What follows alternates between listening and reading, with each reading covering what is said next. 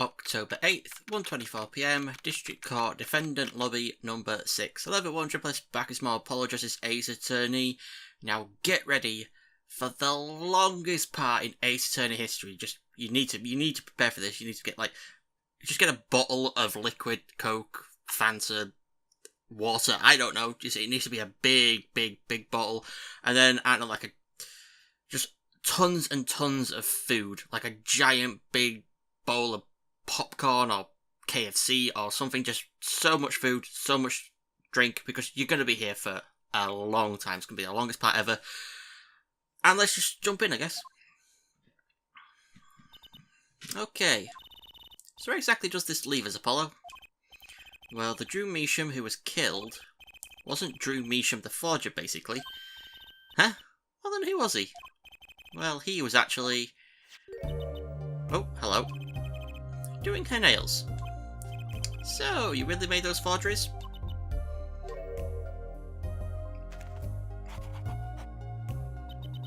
Yep. For father. I know it was wrong. Could you tell us how it happened? My father was a painter.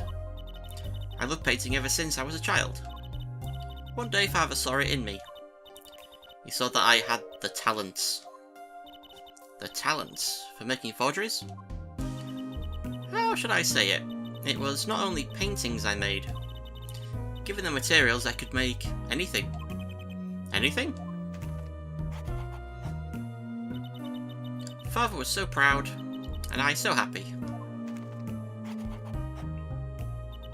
But in the end, I was making those forgeries. I've never had a good constitution, nor personality. I know very little of the world outside my door. Now, because of me, father is... Do you know about this red envelope? I remember the envelope. It was some time ago. So you were already you were already creating your works back then. I started when I was only 12 years old. So the one who figured out the stamp was poison, that was... Mr. Justice, it's time. To the courtroom, please. Right. At a time. Wait, Vera, just one more thing, please. Those 3 paintings in the studio. I painted those as part of my work. Right. See, we checked them out and we saw what was underneath. We saw the rough sketches underneath the 3 finished paintings. I see. Mr. Justice? Yes?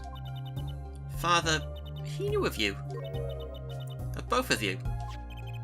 Your late father? He was watching, gathering information. All about the Wright & Co. law offices. But lately we're not doing just law. Yep, you do tricks, gags to amuse and play piano. Well, they're not really gags. Yet when father heard you had resumed the legal business,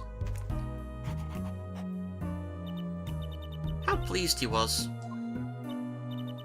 Who was Mr. Measham? How am I supposed to know? What if he was Daddy's daddy? Judging from the relative ages involved, I'd say it's highly unlikely. Things are already confusing enough with all these daddies running around. We know that the victim's daughter, Vera, was the forger. What does this mean for the case? Guess we're about to find out. October 8th, 1:36 PM, District Court, Courtroom number 3.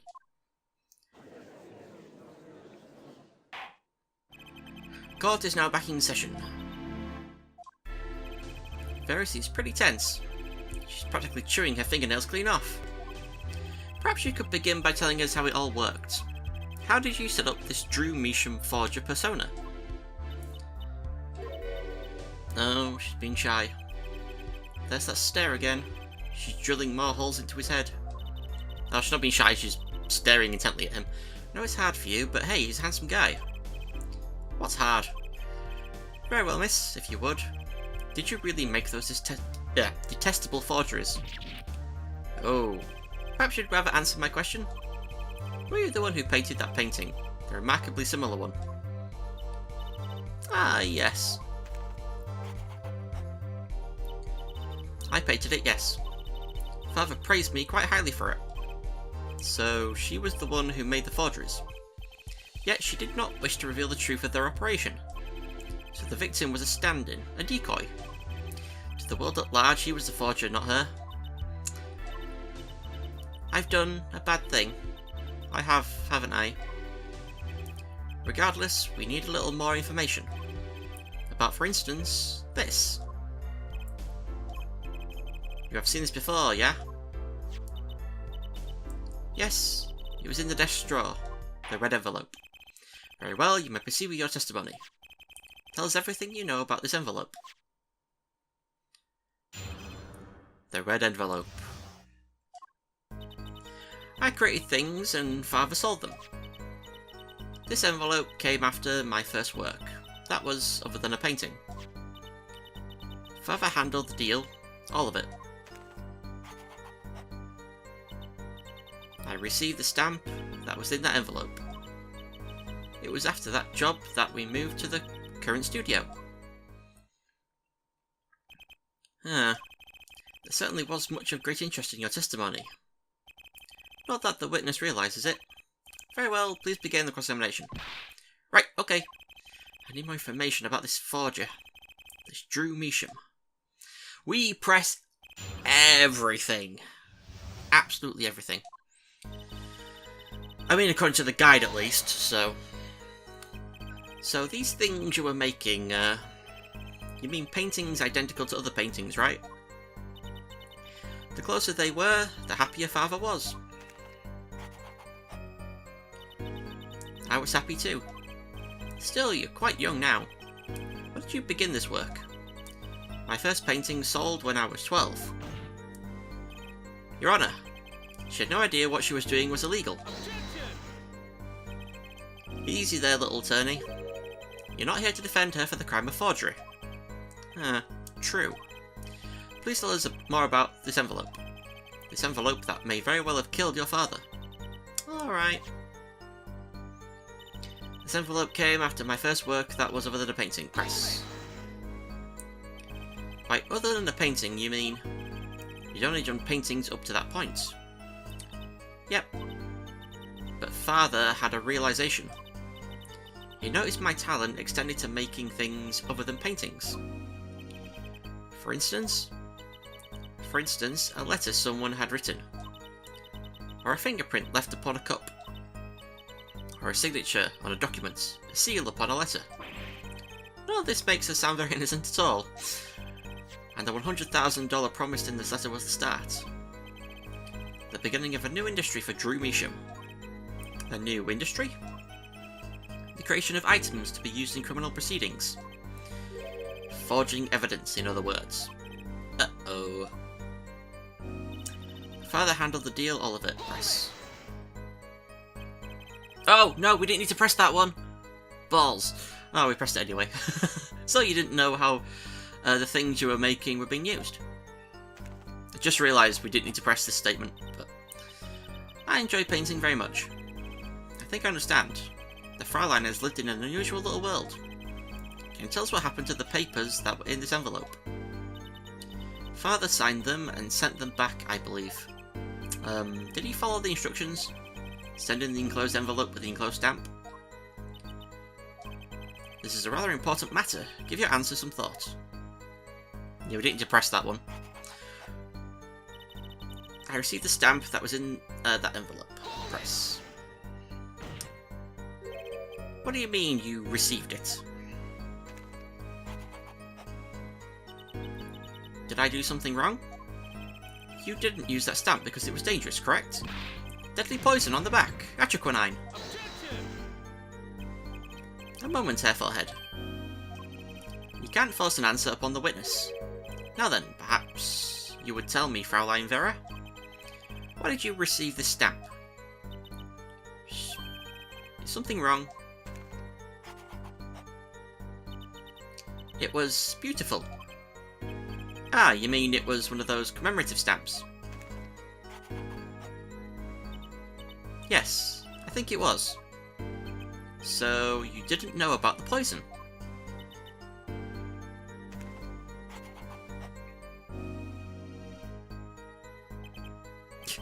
guess not. So the trap failed by chance, by mistake. Thanks to this commemorative stamp. Quite the close call. It was after that job that we moved to the current studio press. You mean you moved to where the current Drew studio is? Yep, we saw very few people there. I began drawing picture books. This single job had tied them to the criminal underworld. I think Mr. Measham wished to reduce their visibility in the world at large. When we had to meet someone for some reason, Father posed as the creator of the work. So that was the real essence of the artist Drew Measham. You did the work and he supplied the face. So, you really didn't know anything, did you? You had no idea how much danger you were in.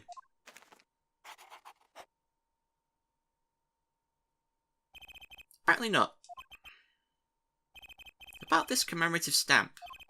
Could you tell us more about it?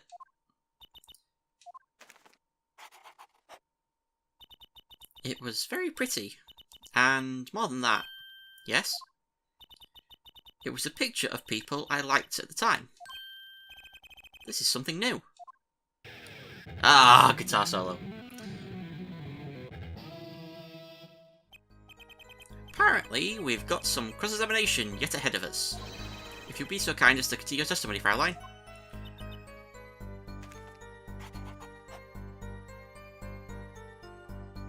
Okay. What we got here?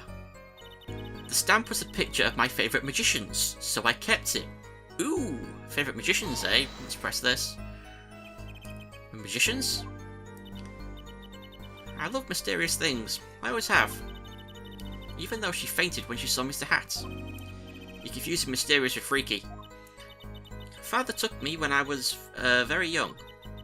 It was a great magic show. I loved it so much. See? Isn't magic great? Fine, great, yeah, sure. No need to get all excited. But the magic troupe we saw disbanded soon after. Oh. I was quite sad. Did she just say what I think she said? Magic troupe? Now where have I heard that before? Red envelope came after she completed her first job. That makes it a letter from her client, whoever wanted a forgery made. Apollo! We're close, we just have to piece together the parts. A deadly weapon in a red envelope, and the path it took to take Drew Measham's life. Now we're going to go all the way back to Statement 5A. So was it the stamp?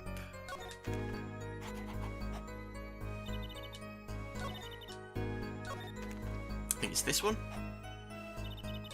The stamp was a picture. Okay, and we present, wherever the hell it is, the magic show tickets.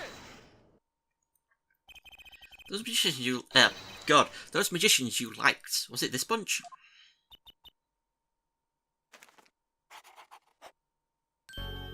Yep. Apollo, they're not a bunch. Ah, I see. Still, I have to wonder. Why include a commemorative stamp like that in a business letter? Good question. Well, pretty stamps are always better, and you can't beat Troop Grammari. But the whole murder plan was a failure because of it. Ironic, don't you think? Prosecutor Gavin? Uh-oh. Prosecutor Gavin? Grammari. What's with Gavin? Might I ask just one question of this witness? In your testimony just now you stated this was your first work that was other than a painting. Please tell me, what exactly did you make? Can I ask what? Ooh. No! Answer the question! Now! Calm down. Calm down, Gavin. Prosecutor Gavin? You're usually not the one whose volume concerns me. Yes, it is unbecoming of me, I apologise. But I must know, please. Miss Measham, tell me. It was a book. A single page in a book. A book? Please be more specific. It was a handwritten book. Like a diary. Oh, that's new. No, I don't know. Uh-oh.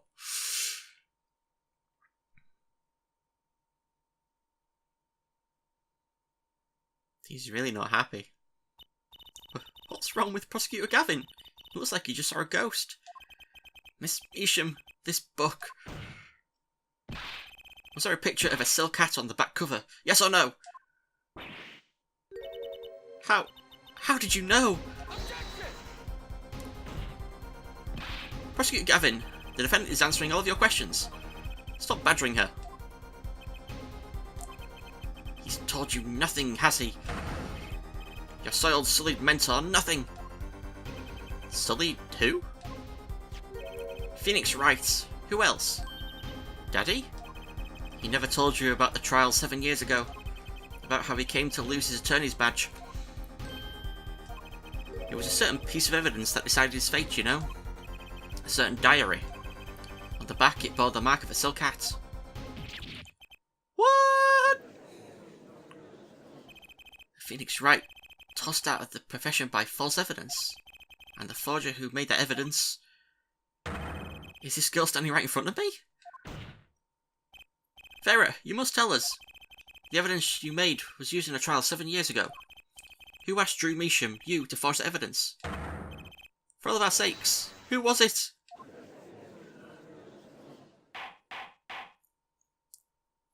Uh-oh. We only met once. You met the client? Well, who was it? It was... What's going on with Vera? She's staring at Prosecutor Gavin's face again. Yes, what? Is there something about me? Uh-oh. I remember clearly. I remember who gave me the book, the diary. Who was it?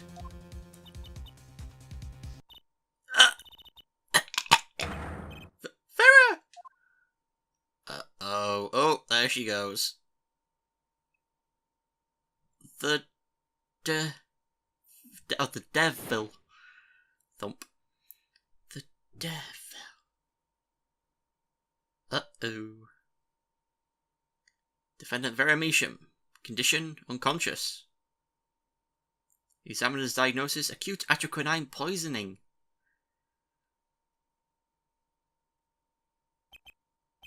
This ends the recording of the trial for the murder of Drew Measham. Vera Measham was, during the trial, poisoned by an unknown assailant.